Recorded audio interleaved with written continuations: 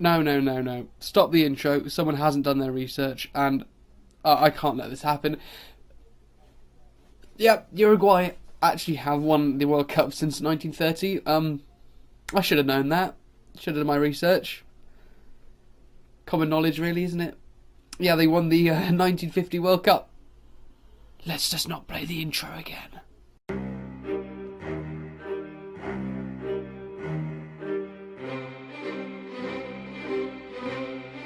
Hello and welcome to our World Cup series with Uruguay. So today, in today's episode, we're going to be going through the squad and the tactics we were going to be using, and then in future videos we will be going through, obviously, game by game, really, and more of the dates when they're going to come out at the end of the video. So with no further ado, we shall get into the squad. So, of course, we have to pick 23 players for the squad, and the people we have chosen are as follows. In our goalkeeper role, we have Martin Silva, a 35-year-old who's had 6 caps for Uruguay, and he currently plays his football in Brazil for VDG. I think they're Vasco, I think. I don't know, because they've changed the names in Brazil for some reason. I think something to do with a licensing reason, but I like the looks of his reflexes of 17 and ones of 16, so he's in the squad.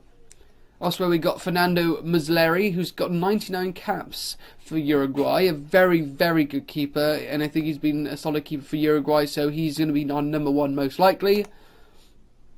Then we have Guillermo de Almorez, who is a young goalkeeper. I thought he's probably one of the best young keepers. I wanted to keep it a young squad in some certain senses, so I tried to get as many young players as backup roles as possible, because I think sometimes with a World Cup squad you need to have that age balance, or else you can kind of have too much experience and not enough young youth. So I've gone with a few youngsters. He is also playing in the Brazil with Fluminense. In defence, we have gone for, of course, Diego Godin. Yep, that's all you can really say. He's one of the best defenders in the world. Beside him will probably be Jose Jimenez. Of course, again, what a centre-back pairing. And then as backups, we have gone for Sebastian Cortez, the ex-Liverpool defender, who is 6'5", very tall. And then a surprising one in Miguel Britos. And in the game and in real life, I don't think he has ever made a cap for Uruguay, except he played in one of the friendlies before the tournaments for us, but he's never played for Uruguay before. I found that really, really surprising, seeing that he's been in the top flight of Italian football for about 10 years, or top flight of at least European football for 10 years. So that's crazy for me. I thought he would have been in the Uruguay squad more often, or even just get a cap, but no, it's weird. So he's in the van. On the fullbacks positions, we got Martin Carrices, the ex-Juventus right back. Good quality, very good mentals, certainly do a job for us. Gaston Silva, 24-year-old, probably finds himself a bit surprised to be in this squad. He plays his trade in Argentina, but I thought he's a very good all-rounded left fullback there. Then we got Marcelo Sarachi, and look at that pace. I just love fullbacks with pace, and he looks like a really good young talent, 20 years of age. Got his debut under me in one of the friendlies, so he looks really good, and I'm really excited to see how he does in the World Cup. And then we have, where is he? Maxi Pereira, Uruguayan legend. Capped 124 times, plays his football in Portugal, absolute legend. Couldn't omit him from the squad, even though he's 34 years of age. Look at that, look at those mentals. You can't beat them, really. So he's in the van as well. That's the defence. In midfield, we've gone through Rodrigo Bentancur, a very good young player for Juventus. If he's good enough for Juventus at this age, he's good enough for Uruguay. A very quality kind of deep-lying playmaker. Beside him, there's 3 other options. We've got Lucas Torreira of Sampdoria. And again, what a player for 22 years old. Quality. Then Sebastian Cristoforo is a bit more of a steely midfielder, but and a bit more experience in the overall scheme of things. He's played for Seville and Fiorentina in his time, so he'll be probably more deployed in a more defensive role. And then our last option in centre midfield is Matthias Vecino. Again, plays for Inter, and he's 26 now, but he's still got some really good stats. Look at the first touch, passing, tackling, all 15, so should do a job for us.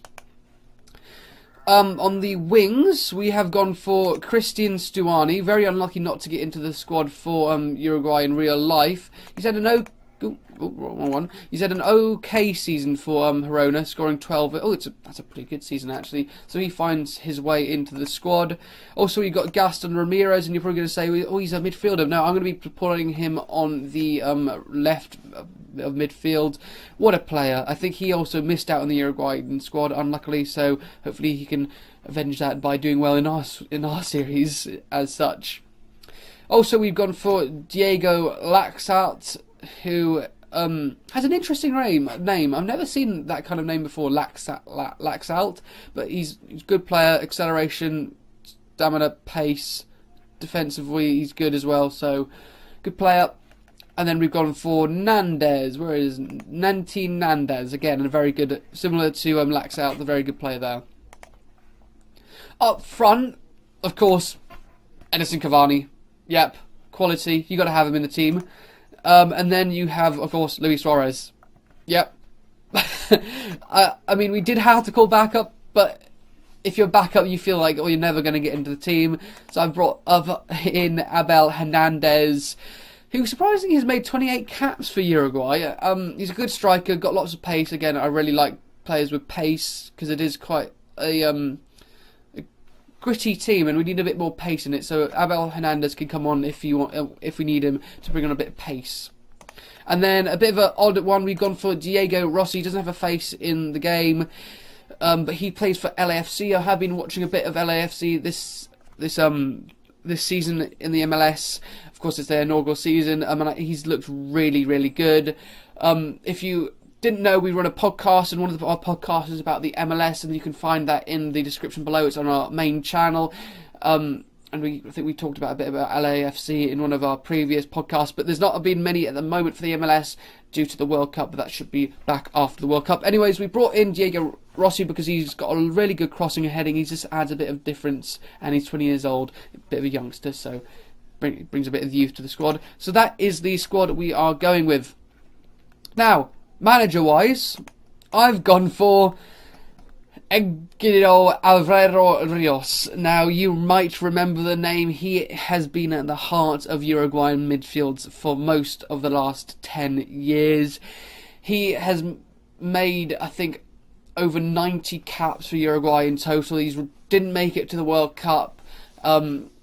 I think he's probably going to retire soon. In this game, I retired him early, and I am using him. He is an absolute brute for Uruguay midfield. I remember seeing him before being quite a short, stocky midfielder who would just crash into any player and break up play. Just, the classic Uruguayan midfielder. And that's why I've gone with him, because he's the most iconic Uruguayan player for me. So that's why I've gone with him. And he's got good stats as well that I've made, and I've tried to keep him realistic, same age, of course. Can't really get the same caps, but he's got continental, international football reputation, so there we are. Tactics wise, we are deploying a 4-4-2 as such, quite similar to the one that they are using in the World Cup in real life. We've got a flat back four, then we've got two deep line playmakers, one on defend, one on support, and then we've got two defensive wingers, but that's kind of the automatic setup.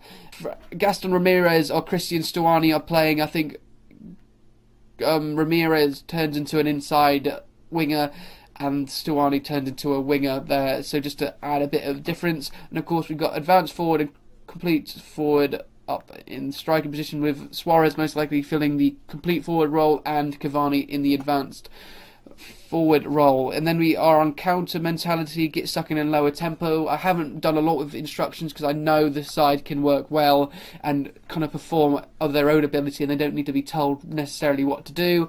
I've spent a lot of time with set pieces for once. I normally just try and get them out of the way and done, but attacking wise I've actually set up 3 routines. and I think they're pretty good routines, pretty interesting. And just before we end this episode, I'll go through the schedule. We did play 2 friendlies. One, we beat Serbia comfortably 2-0 with 2 Edison Cavani goals on his century of caps. And then in the other one, we lost to Bosnia and Herzegovina, but we were dominant for most of the match, but Cavani got sent off, and it was a wonder goal by Edin Dzeko to win it outside the box. Absolute bullet of a shot.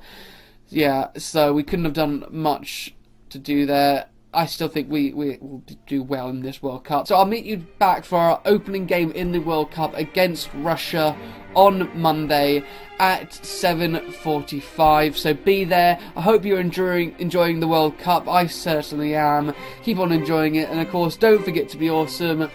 Don't forget to like, subscribe, and go check out our main channel and podcast in the description below. And see ya!